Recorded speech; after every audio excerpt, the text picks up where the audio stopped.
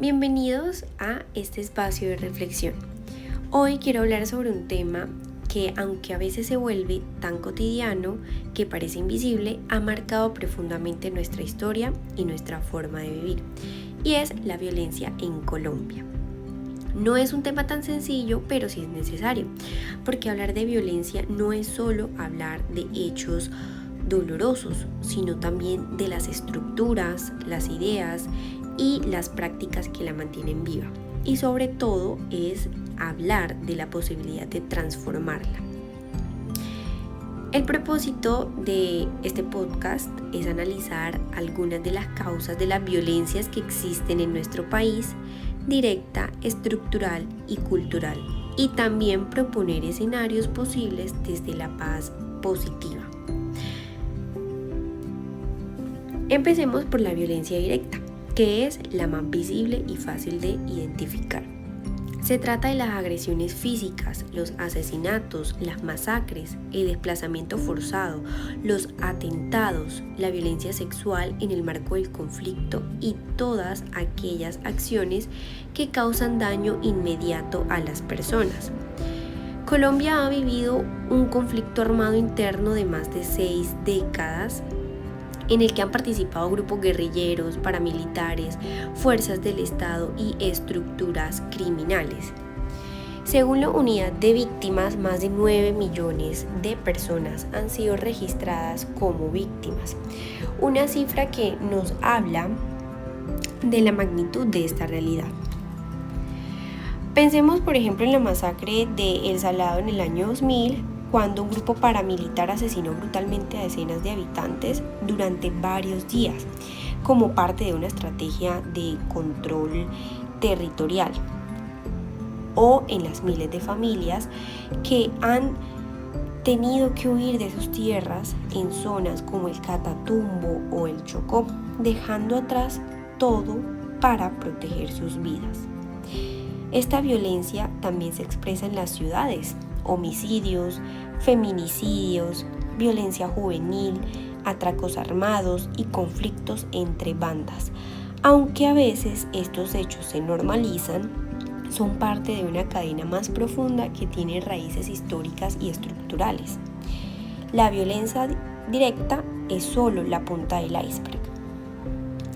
Debajo de esa violencia visible se encuentra una capa un poco más silenciosa, pero se ve en las desigualdades y exclusiones que impiden que muchas personas puedan vivir con dignidad.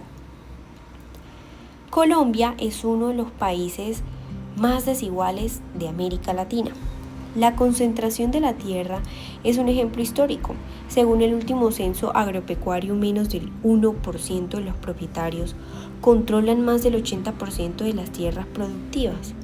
Esta inequidad ha sido una de las raíces principales del conflicto armado, porque ha generado desplazamientos, resentimientos y luchas por el territorio.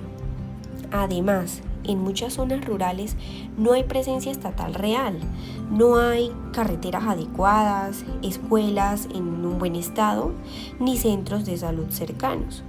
La falta de oportunidades educativas y laborales empuja a miles de jóvenes a migrar o incluso a vincularse con economías ilegales.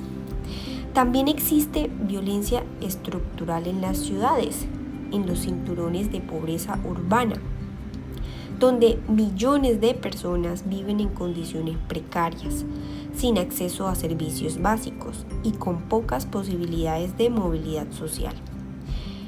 Estas desigualdades no se solucionan con medidas militares ni con políticas superficiales. Requieren transformaciones profundas en la distribución de recursos, en la participación política y en el acceso equitativo a oportunidades. Ahora pasando a un nivel un poco más profundo y menos evidente, que sería la violencia cultural.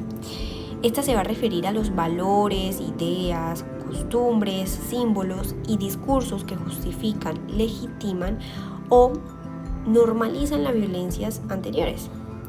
Es como el terreno fértil donde van a germinar las otras violencias.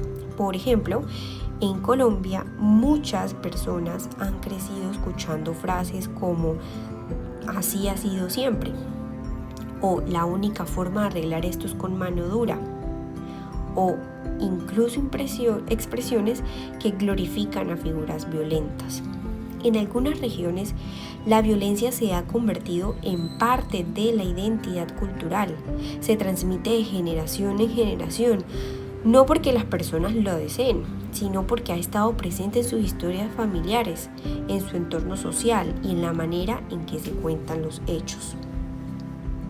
También hay manifestaciones de violencia cultural en el racismo estructural hacia comunidades afrodescendientes, indígenas y campesinas, que durante siglos han sido invisibilizadas o discriminadas. Incluso en los medios de comunicación y en la cultura popular encontramos narrativas que refuerzan estereotipos violentos o que banalizan el conflicto. Si no cuestionamos todas estas ideas culturales, pues terminamos reproduciéndolas sin darnos cuenta, y esto va a dificultar cualquier esfuerzo real de transformación. Frente a este panorama complejo, es fundamental hablar no solo de violencia, sino de paz. Un teórico muy importante sobre el tema distingue 3 formas: la paz negativa, la paz positiva y las paces imperfectas. La paz negativa es simplemente la ausencia de violencia directa, por ejemplo, un cese al fuego entre grupos armados o la reducción de homicidios. Es necesaria, pero no es suficiente. La paz positiva va un poco más allá, implica transformar las estructuras injustas y las culturas violentas que ya se mencionaron. Es garantizar derechos, justicia social, equidad, reconciliación y participación ciudadana. Las paces imperfectas reconocen que la paz no es un estado puro ni lineal, es más un proceso lleno de tensiones, avances y retrocesos. En Colombia se han visto experiencias inspiradoras. Por ejemplo, las comunidades de paz de San José de Apartadó, que decidieron mantenerse al margen de la guerra, o los procesos de reconstrucción social en Montes de María después de años de desplazamiento y violencia. Estos ejemplos demuestran que la paz no es abstracta, es una construcción diaria y colectiva. Finalmente, como conclusión personal, pues estoy convencida de que la paz verdadera no depende solo de los acuerdos firmados entre líderes políticos o grupos armados, sino que depende de todos nosotros como sociedad, como comunidad. Significa reconocer nuestras propias responsabilidades, nuestros deberes, romper los ciclos de indiferencia, cuestionar las ideas culturales que perpetúan la violencia y participar activamente en la construcción de justicia social. Esto no es fácil ni rápido, sino que requiere paciencia, compromiso, memoria, pero sí es posible. La paz en Colombia no se construye únicamente en La Habana, en el Congreso o en los noticieros. Se construye en las escuelas, en las familias, en los barrios y en las comunidades. Se construye cuando nosotros mismos decidimos escuchar, dialogar y actuar con coherencia. La paz positiva es un camino largo, pero empieza con pasos pequeños y conscientes. Muchas gracias.